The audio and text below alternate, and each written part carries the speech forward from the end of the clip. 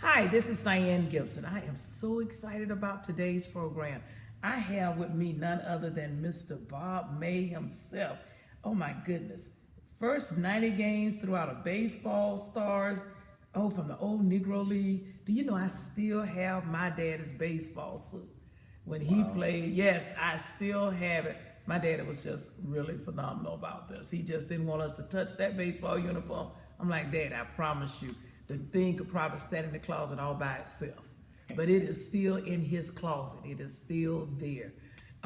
Doc Gibson. I don't know whether we were related to Josh Gibson. I started doing the research, but I have no earthly idea. So I'm excited when I got this call that I will be interviewing Mr. Bob May, 21 Negro League baseball players, the first 90 games. Oh my God. You know, there are certain times and times when I want to go back, and most of the time it's always back into times when it was the Negro Baseball League. Sometimes I want to go back to Cowboys and Indians. You know, I have a vivid imagination. But it is just interesting. I am just excited. And then on the eve of coming into, well, not the eve, now we're after the Martin Luther King birthday celebrations. And so what better time than today to actually get an opportunity to be a part of history, to interview my special guest, none other than Mr. Bob May himself. Mr. May, I am excited and honored to have you sitting across from me today. And I am elated to have this book, Honoring Black Ball Through Baseball Game Simulation, the best season, the first 90 games. My guest, ladies and gentlemen, Mr. Bob May himself, the author of this book. Well, it's an honor for me to be here. I really feel that it was God that gave me this assignment, because the way it all unfolded, there's no way it would have been my plan, the way it unfolded, that I would have done it. But God, in His great wisdom, knew that my passion for baseball had a purpose to honor these great players from the Negro Leagues. And it's been wonderful, and it's just the beginning of the story. So Bob, tell me something about Josh Gibson. Well, Josh Gibson, and you know, as you'll see as this unfolds today, that my knowledge of Josh Gibson was minimal until later in my years. Ken Burns did the baseball show in the mid-90s, and he had a chapter. In fact, he called them innings, just like baseball. And one of the innings chapters was called Shadow Ball. And that whole hour show, or hour and a half, was all on the Negro Leagues. And that may have been the first time, I may have heard of Josh Gibson before that, but really knew nothing about it. That show began to open it up. And then at the same time that was going on, we had introduced into this game company that I owned, we had introduced this special set of great players in history. And we didn't have a plan to include or exclude the Negro League players. It all came about when we set up the criteria. We had a lot of customers that always liked when we had special sets, like the old 1927 Yankees with Babe Ruth and Lou Gehrig. And we said, well, let's do a different set. Let's do a set that focused on individual ball players. And we said, you know, from the 1880s to the 1980s, let's take 400 of the greatest players to ever play baseball. And the first criteria that we used was, well, anybody that's in the National Baseball Hall of Fame as of 1992 is going to be in this set of 400 players. Well, that put about 200 players in, including 11 players from the Negro Leagues. Well, luckily I had a guy who worked for me who was going to do all the hard work, because I still had a paying job. I might have owned this game company, but couldn't pay me a salary. So I was still working, but this guy said, you know, there's going to be some of our customers who are going to say, I want to draft a Negro League team, and you have to have more than, you know, 11 players. So he added 10 more Negro League players. He did a good job, because as of 2014, 19 of the 21 stars in this book are in the National Baseball Hall of Fame. Now, you know, I have to ask the question.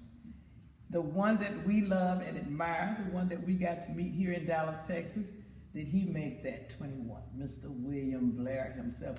Well, actually, no. Mr. William Blair made it into my book, because, and you're going to hear how I met him. Okay. and the impact that the last 2.5 years of his life, he and I became close friends over the last 2.5 years of his life. And he's one of my heroes. And he's a tremendous man, and it was an honor to get to meet him late in his life and what he did for me when I started to share this. But that's part of the story we're going to get into. Okay.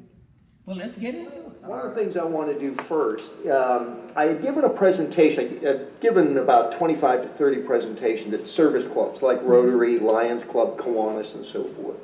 And one guy did bring up, he said, Bob, your presentation is just great stuff, but you know what would have helped is if we had some sort of a timeline on black ball, okay? So I decided I just need to put a chart in there that just takes the period of blacks in baseball from 1870 to 1947 when Jackie Robinson reintegrated baseball. See, he always gets credit for integrating baseball. No, there were blacks playing professional baseball as early as 1872.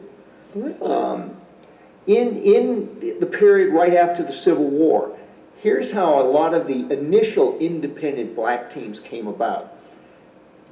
There were a lot of spas that were being set up around the country where people could go, and it would be health things and different things, and there'd be just a good place to relax.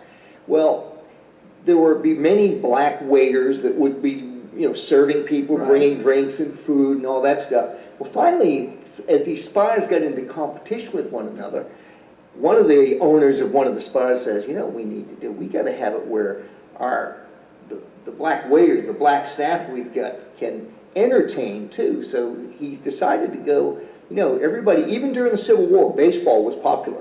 Sometimes they said that if there was a lull in the battle, there'd be Southern and Northerners playing baseball together between battles. Now, I don't know whether that actually happened. But anyway, in there, so independent black teams actually got started then. And there were a lot of independent baseball teams. That was our national pastime. In 1872, Bud Fowler was the first black ball player to play professionally. And by mid-1880s, there might have been, up to 10 to 12. There weren't a lot, but some very good ball players. One of them was Fleetwood Walker. Now, Fleetwood Walker was a catcher for the Toledo Blue Hens. And the Chicago National League team, headed by its captain, Cap Anson, came in to play the Blue Hens one day, and when he found out that the catcher was a black ball player, he said, we aren't playing. If he's playing, we aren't playing, Okay. So finally, the Blue Hens managers really didn't want to take Fleetwood Walker out. We decided we want to have a game, and these guys are just going to leave, so they ended up playing a game. Fleetwood Walker sat on the bench. Well, later on in 1887, finally the owners of professional baseball decided they just had an unwritten rule, no more blacks. And for 60 years, there were no more blacks in the major leagues of baseball. And that we all lost because of that. Right. These were great ball players.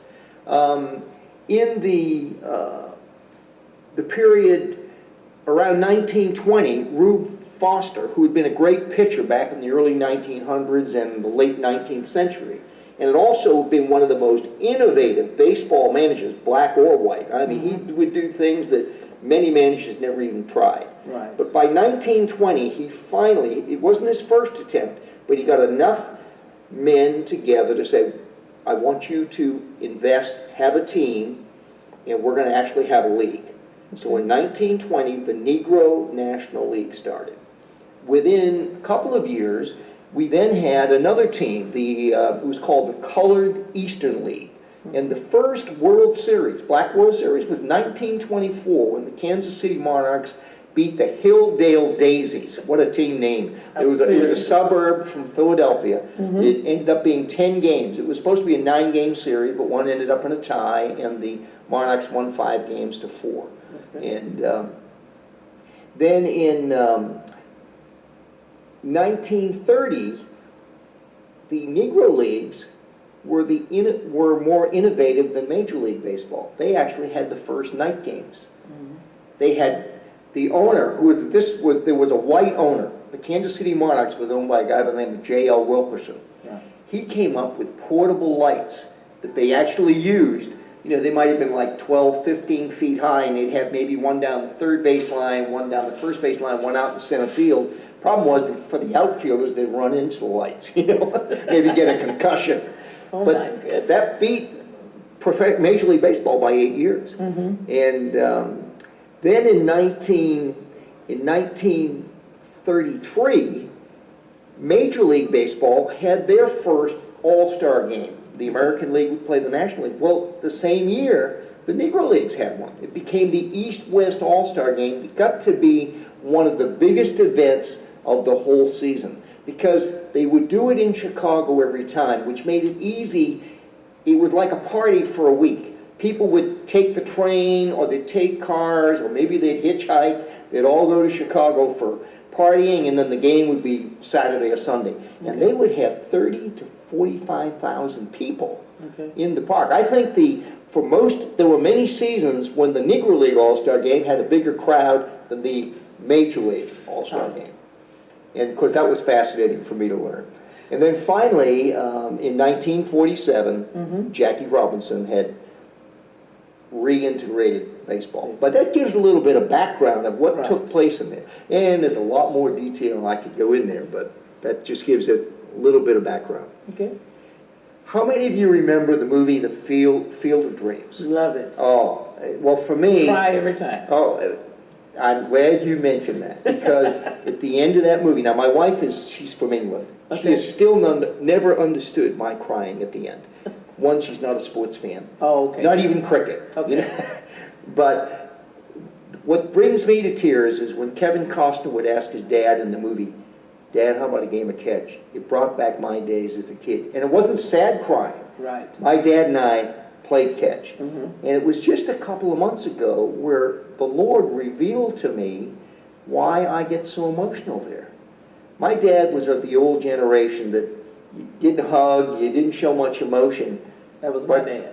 But that was our intimacy, was playing catch together. And right after that I said, all right, Jesus, how about a game of catch? Because I'm not as intimate with him or my wife or anybody. Because that's just kind of a bit of my dad, not quite. My son and I, we can hug and there's no problem whatsoever. But anyway, my field of dreams, you might say, is that book, The Best Season, the First 90 Games. And what I'm going to do, before I get in and tell you about Negro League players, you got to kind of know a little bit of my history so you can understand how did this 70-year-old white guy write this book on the Negro Leagues. Okay. What does the best season mean in the title? When Satchel Paige is facing the great Stan the Man Musial of the St. Louis Cardinals, the stats we use for Musial aren't based on his 20, 25-year career. We take his stats from the 1948 season when Musial was absolutely the best player in baseball. So not only do the Negro League players play the greatest players in history, they're playing them in their prime. So this is going to be some real challenging baseball. And you want to know how they did? You got to read the book. How did this book come about? Well, let's go back to 1941. Why 1941? Well, that's the year I was born. Okay. And now we know the sad part of 1941, Pearl Harbor on December 7th. But there was 3 really great baseball events or things that took place during the year. Now, you've heard of Joe DiMaggio. Yes. Great outfielder for the New York Yankees. Do you know what Joe DiMaggio did in 1941? No. He did not marry Marilyn Monroe. She was only 15 at the time.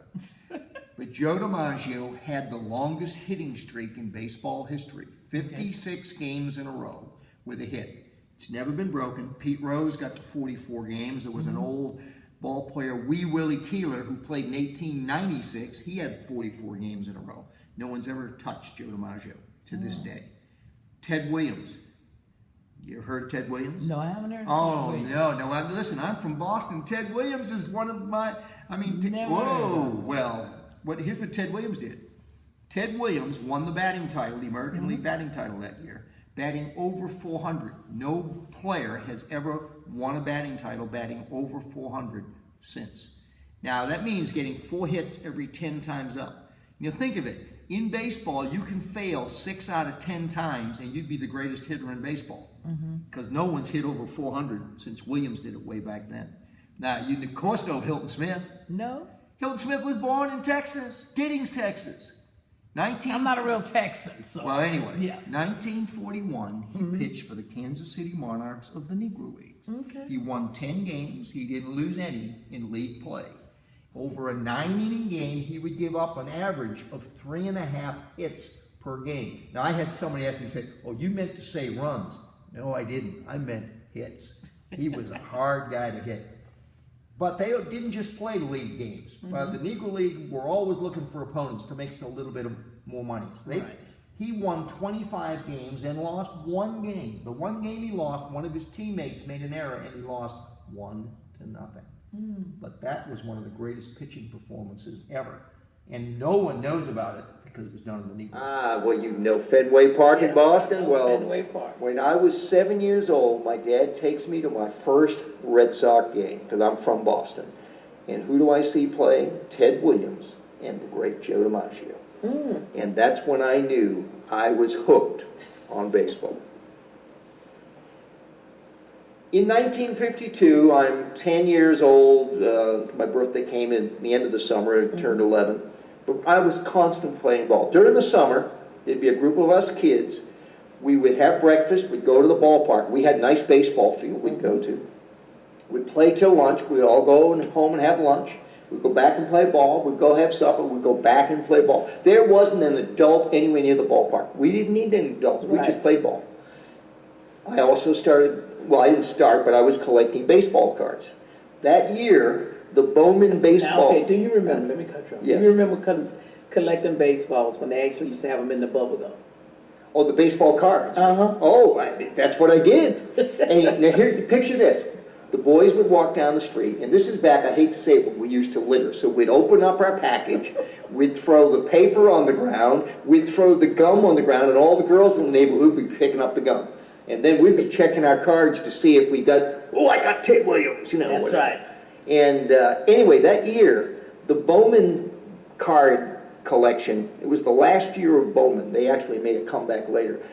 But I had the full set of the 1952 Bowmans. Now, back then in the 50s, we never thought about what the cards would be worth. Right. My dad threw them away when I was in college. But in the 80s, I said, I wonder what that 1952 complete Bowman set would go for. It was about $20,000. Are you serious? Yeah, I'm serious. 252 cards, you know. Then Little League Baseball came to town that year, and I made it the first year, and I was proud of myself. But then what I didn't realize, when we used to play ball as kids, we'd just lob them up there. But now in Little League, there are kids throwing the ball fast, and I found out I was petrified of the fastball. So there would be little Bobby would be standing there, strike 1, strike 2, strike 3, go sit down. One year they published the batting averages. Bobby had been up 35 times and had absolutely 0 hits. That's when I realized I would not be replacing Ted Williams in left field for the Boston Red Sox. Then, that was when I actually played my first baseball board game. That's when I decided, if I can't be a star, then I'm going to use games where the stars are given to me and I get to play the games. Simulation. Now, here's a picture of the kids in the neighborhood. There's me on the right. That's my brother Warren. Now, my brother Warren was the one he could hit, he could pitch. His idol was Stan Musial, the guy we were talking about, but he didn't have the passion. If we could combine the two of us, we'd be in the Hall of Fame. And the person on the left is the Greek girl who lived across the street, who was every bit a good ball player as we were, Donna Apolakis. Oh my goodness. In fact, Donna and I just got in contact again on Facebook. She's been married, she's got another name, but I'm going to have to let her know that she's going to be on TV, maybe in her own neighborhood. 1955, I'm a shy and insecure 14-year-old. Part of that insecurity was all those strikeouts in Little League. And, but I saw an ad in a baseball magazine for a very sophisticated baseball board game. And you get 320 major league players, and so I asked my parents to get me that for Christmas, and this was more expensive than getting Monopoly out of the store. And I said, you also got to get it for me 3 weeks before Christmas. Why? Well, I've got to check, make sure all 320 players are in the set. And guess who was missing? Willie Mays was one of the 7 that was missing, and that would have broke my heart if I got Christmas and didn't have it. But so at Christmas, I got that board game. And I was into baseball game simulation. My wife's chagrin. What did I like about it? The escape, okay? In school, especially in high school, I really didn't like to study, didn't like to hit the books. So when I'd get home, I'd just go right up to my room, and I'd have a schedule for all the teams. I didn't just play my Red Sox. I had to have the Cubs play the Reds and all this stuff. So I'd escape, and I loved the control of it. I usually played solitaire, because anytime I'd have a neighborhood kid come in, he'd do something what I call stupid in his lineup. And I'd have to erase everything and do it again. Right. So I would play it and I'd control it. But I also like to broadcast it. Okay. My sister, when I was 17, she was 5. She'd be downstairs, and I'd be upstairs, and all of a sudden she'd hear, "There's a high drive, deep left field. Williams is back. He plays it off the wall. Here comes the throw to second, and Mantle slides in with a double." And my sister would look to my mom downstairs and say, "What's wrong with Bobby?" And my mother would just go, "He'll be all right." Anyway, and I loved it. One reason I always loved math, I loved the statistics of baseball. Because not only did I play all the games, I kept track of all the stacks. We didn't have calculators then. Right. I'd go through stacks of paper that are doing long division Yes. with decimals, which meant that when I had long division and decimals, I'd get that stuff done in class before anybody. That's But right. I was figuring batting averages out all the time. In the 60s and 70s, I graduated from Northeastern University in Boston. I joined the Air Force. That was my first trip to Texas. I was a navigator on C-130s, got time in Vietnam, and got married in there, and children, and found the Lord. Okay. How many kids? We had 3 kids and 8 grandkids. All right. Just wonderful. We were all together for the Christmas, and it was great. Okay. And then I started work after the Air Force. 1969, I went to work for American Optical, and I was with one company for 31 years. That is awesome. So that gave me some stability in there. In the 70s, I upgraded to another baseball game called Stratomatic. It just was a little more sophisticated. George W. Bush in college was in a Stratomatic baseball league. So guess what I did about 4 months ago? I went to the Bush Library. I brought a book in, autographed it for the president, left it there with his secretary, and so he now has a copy of it. I got a nice letter back, not from him personally, but from the library. But I've been waiting for him to call and say, "Bob, when are we going to play a game?" That's nice. In the mid-'80s, I was got upgraded one more time. I saw an ad for a baseball game where they actually, you could see Fenway Park, the ballpark, set up in a box. And I'm going, wow, you mean the player statistics now are based on the ballpark they play in? So I decided, even though I was in my 40s, my wife said, "You're not getting another baseball game." Not only did I get another baseball game, 2 years later, I invested in the company, became the president, and that was not a good financial decision, but God had a plan that I didn't even know. In fact, here's a funny story. When I was thought I wanted to leave American Optical, I said, "Gee, I thought I might want to own my own business." So we were talking with our insurance agent. He says, "Well, Bob, what do you want to do? Like optical retail store?" I go, "I don't want anything to do with optical. I'd like to pursue the pennant baseball game company." I thought my wife was going to pass out. Anyway, because it was a poor financial investment. But what I didn't realize is God had a plan. Right. And here's the thing that was big. We were living in Boston at the time, but we were getting tired of the cold weather.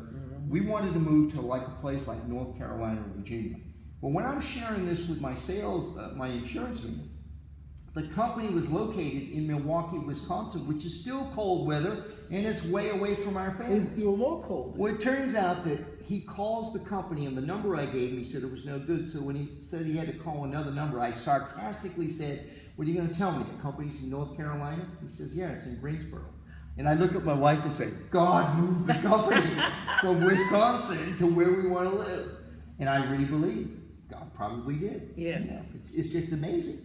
So anyway, 1993, as I told you earlier, we created this set of cards, okay? And it was the time period of the 1880s to the 1980s, and it included the 21 players from the Negro League. Now we fast forward to 2010. Now we fast forward to 2010. In 2010, I realized that because I'm always taking out all these old card sets and setting up different tournaments, and I realized, you know, I never took those Negro League ball players and had them play the great players. I don't know why, I just had never done it. And so I said, I'm going to set up some games. So I start playing some games, and I go, whoa, this is some pretty fascinating stuff. Well, I knew two people I wanted to get some input from. I knew Tim Kirkshin at ESPN. And I also knew Dr. Doswell, the curator at the Negro League Baseball Museum. So I told them, using this game that I was playing some games between the Negro League and the greatest players in history. So they both said, well, send us some excerpts of what the writing would be like. So I did, and they both said, Bob, that'd make a great what-if book. Well, now the next thing that happened is that fall, this is the fall of 2011, no, 2011. I've been playing some games, I had started my writing, and a guy at our church said, Bob, did you hear they named a ballpark after a former Negro League ball player in South Dallas? I go, Larry, what's the guy's name? He goes, he's an old guy like me. I don't know. Come on, Larry. You know how much important this is to me. So it turns out I tried Googling it, and I'm not putting the right information in. I didn't know what the original park was, and I didn't. Okay. Finally, I called the jazz station in South Dallas, and I get a DJ on the phone. He says, Bob, you want the legend? I said, who's the legend? Mr. William Blair. That's right. He is the founder of the Elite News. Well, it just so happened that I was going to be going to the VA hospital because I had to get some paperwork straightened out.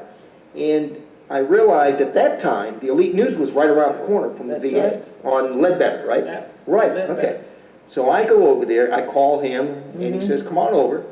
So I start to tell him about what I'm doing. Well, we are into it about 2 minutes.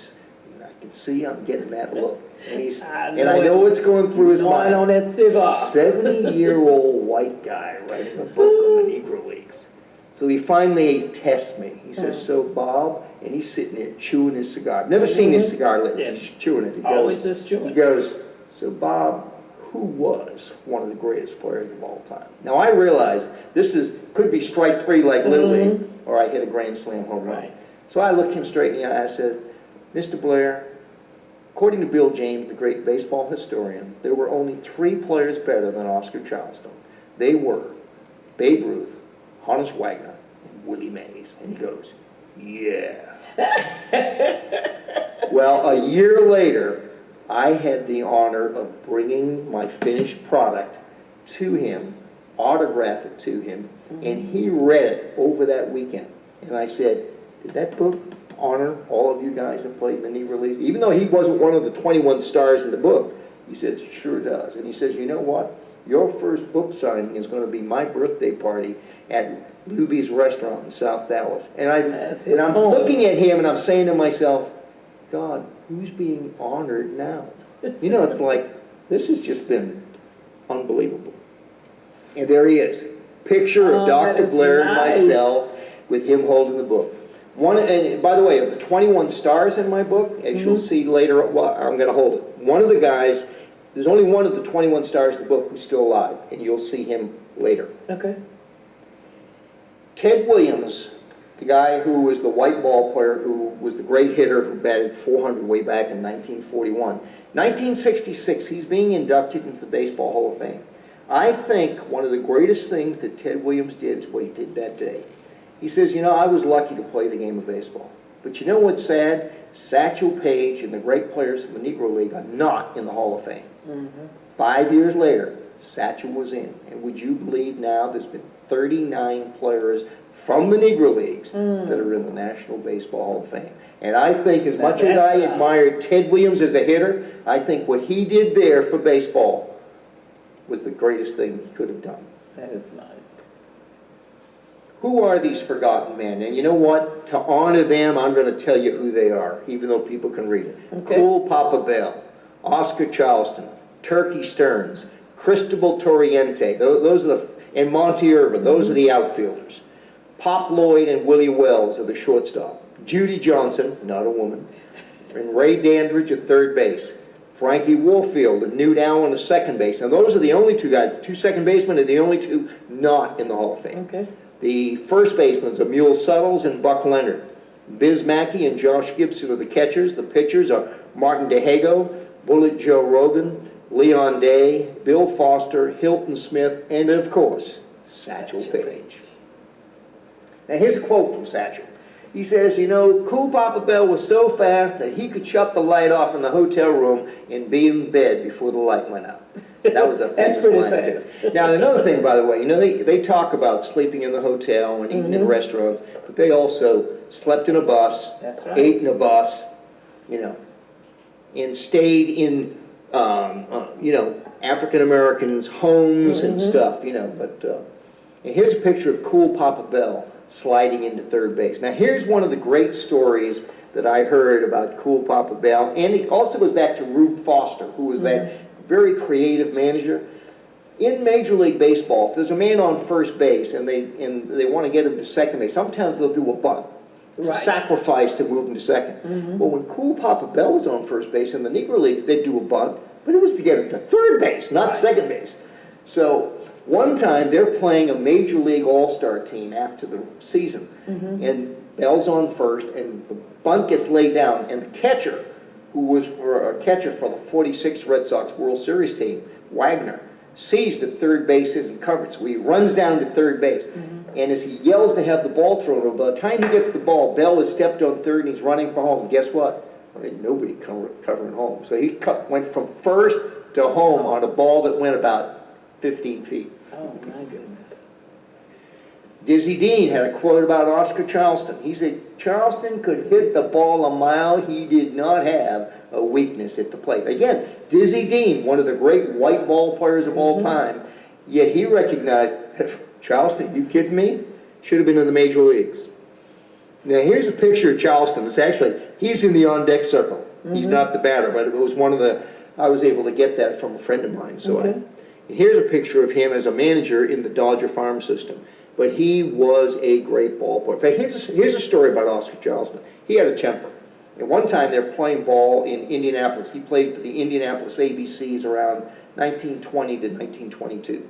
And the white umpire made a call against their team.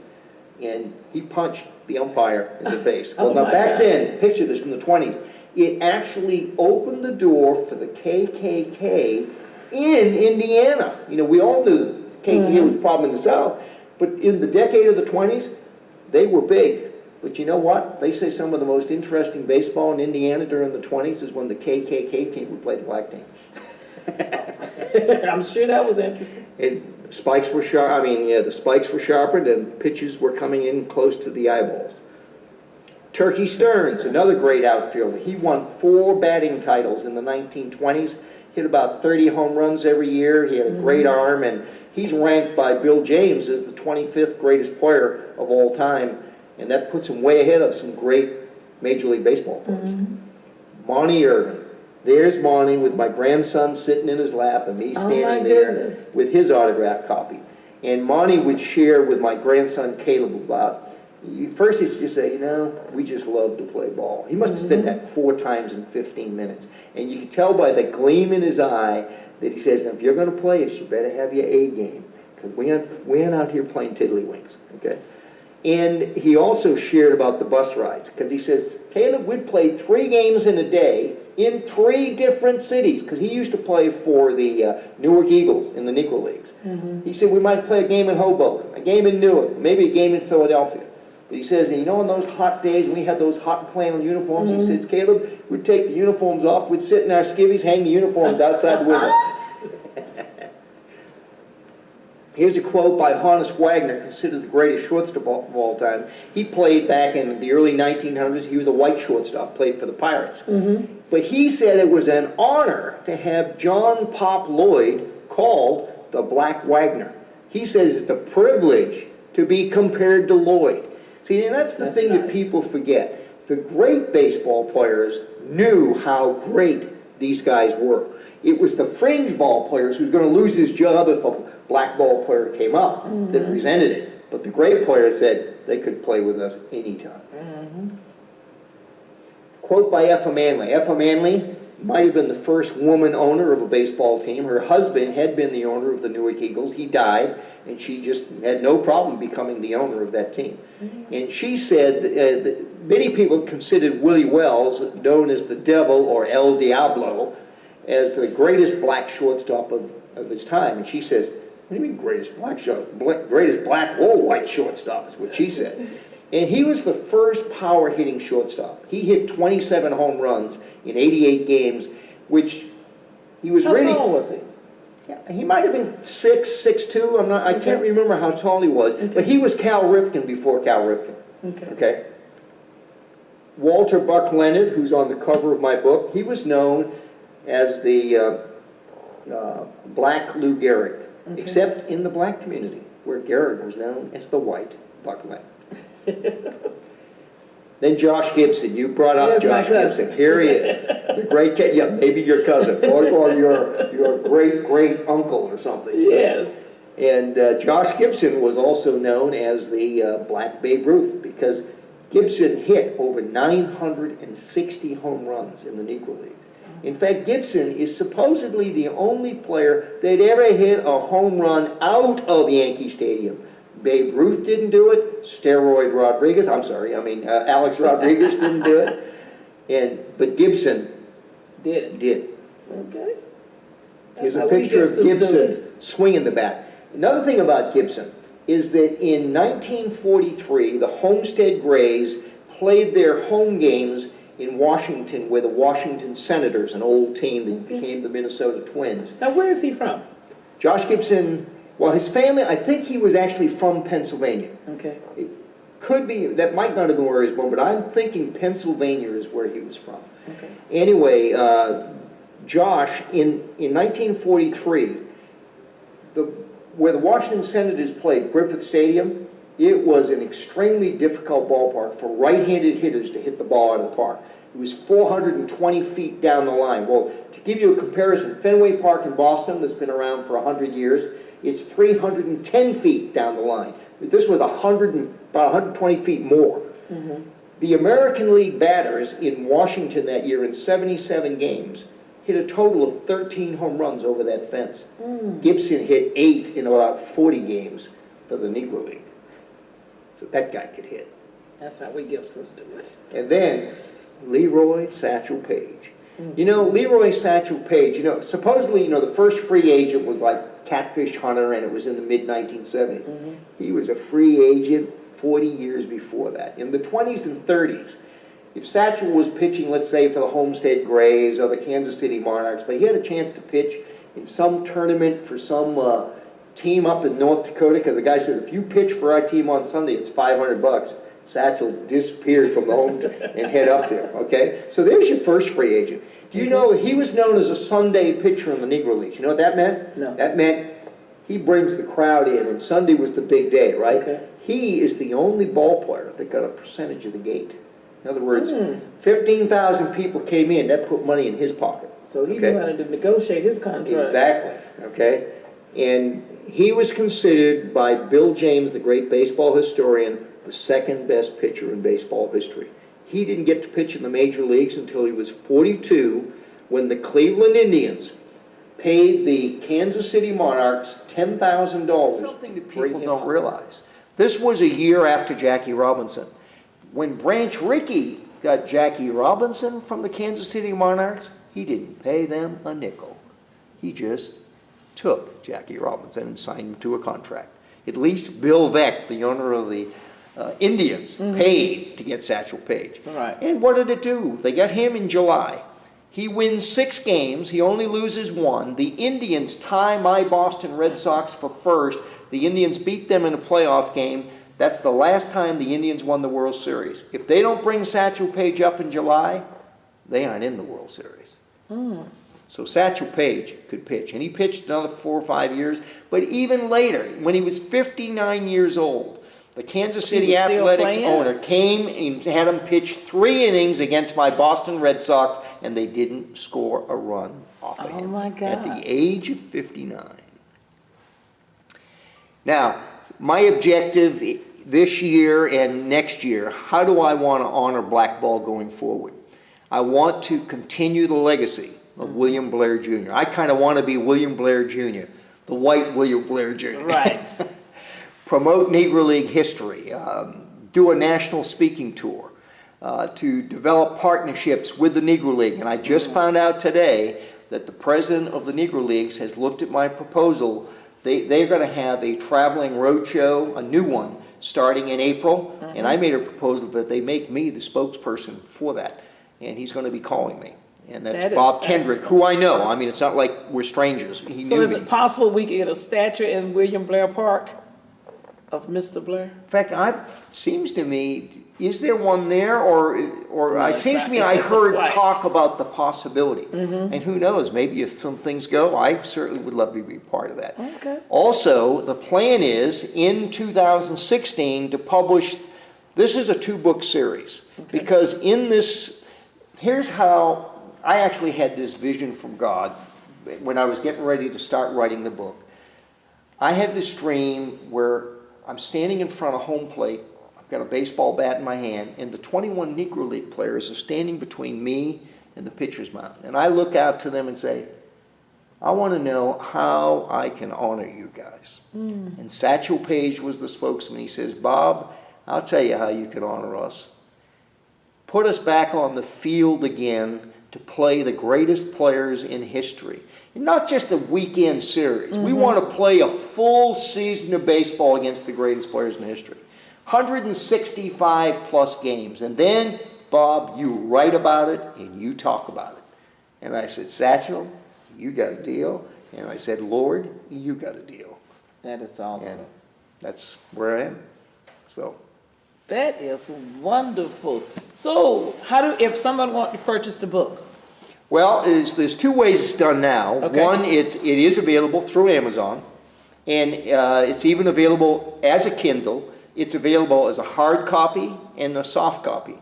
Now, one of the things, I'm hoping I might be able to do this, and maybe I might be able to do this through BPEN TV, the Black Premium Entertainment Network, is that possibly they could order it where they could get an autographed copy at a discount from Amazon. That is excellent. Now, I do that locally. In other words, when I give talks at Rotary Clubs, I give about a 20% discount plus it's autographed. People, so they get 20% off the hard copy from what is Amazon sells it for, or 20% off the soft cover. Okay. Obviously, I can't sell a Kindle. That you can only get, and those go for $9.95 through. Okay. But so you have to autograph a copy for me before you leave tonight. I will definitely do that. Yes. I will definitely do that. So what would you want people to most remember about the best season, the first 90 games, honoring black ball through baseball game simulation? Well, here's what I'd like them to remember. In fact, one of the things I don't want to sell hundreds of thousands of books. In fact, in the baseball world, if you sell 5,000 books, that's a big win, okay? But I'd like to have a lot of people read the book. So here's something, a challenge I'll put out there. For people that want to buy my book, you could do a big favor for your community. After you buy the book and read the book, put it in your local library. Okay. Okay? Put it in the school library. Like I donated in Rockwall where I live, I donated one to the local library and to the 2 high school libraries. Okay. I can't afford to do that over the country, but if I get other people who want to read the book and then share it with others, maybe it just means you give it to your neighbor. Right. But here's the other thing about what the book does is if you're a baseball fan who likes to go to the game and sit there and with a score sheet, now you don't need to do the score sheet because I've played all the games for you in there, but it's like you got a box seat behind the dugout. Just read what it would have been like and just sit there, and when you read about this, hear the crack of the bat, Picture Cool Papa Bell running up against the fence and making a leaping catch and taking away a home run, which he does early in the book. That then led to a 19-inning game, which I won't tell you what happened.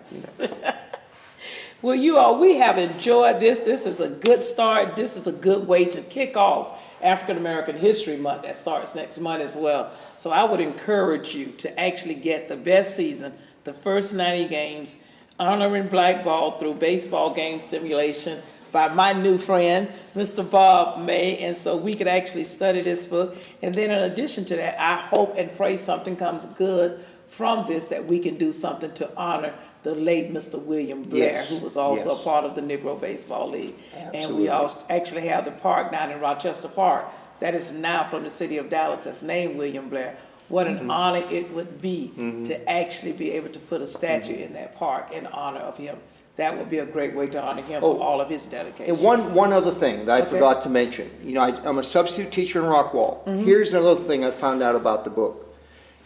First, give you the book, because you got to say it's a baseball book. Baseball book, you got to have stats. That's right. I use this book to teach kids who don't like long division and decimals. They get to figure out Cool Papa Bell's batting average, and then they can check and see if they got it right. That is excellent. The other thing is, I had a woman come into, I do book signings like at Half Price Books, and I had a woman come in, and she was buying a book for her son, because he'd wanted it for Christmas, and a book for his cousin. Neither of them liked to read, both of them loved baseball. She came in and handed me $76 in cash for 2 hardcover books. And I was surprised, and I said, well, why? She says, first, I'm thrilled this is a book they will read because they love baseball. But the other thing is, I said, but why the hardcover? I'm trying to figure out, why'd you spend that much money on teenagers? She said, that's just because they are teenagers. The other books are going to get destroyed. Right. This book will That was last. a great. Excellent. So I also had one last story, because this touched my heart.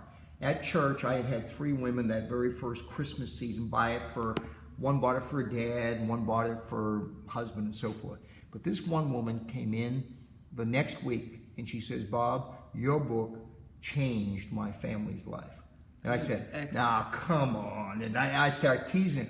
Well, she shares this story. Her dad had a lot of anger issues. And she said, I think he was a racist at heart. You know, I mean, he just never could say anything good about, you know, any African American or, you know, that he would see there. He reads this book. He loves baseball. He reads this book. And she says, we go to a Sam's Club, and there's this tall young black man pushing the carriage, and he about tackles him. In fact, she's thinking, I knew he finally did it. He goes to tell him, you gotta buy this book about the Negro Leagues written by Bob May. And he says, I can't remember the name of the book, so he says, Google Bob May. But you know what? I told her, I said, you know, if I didn't sell another book, if that changed that man's heart to be where he could look at them in a different way, thank you, Lord. I know that's real. Mission accomplished. So you all go out and get the book, The Best Season, the First 90 Games by none other than Mr. Bob May. You all go out and get the book, please. It is interesting. It is excellent. There's a lot in it. There's a lot of stats. There's a lot of history. And one thing we need to know, we can't learn enough history, especially about the Negro Baseball League. This is Dianne Gibson, and I'm signing off with my friend Bob May. Thank you very much.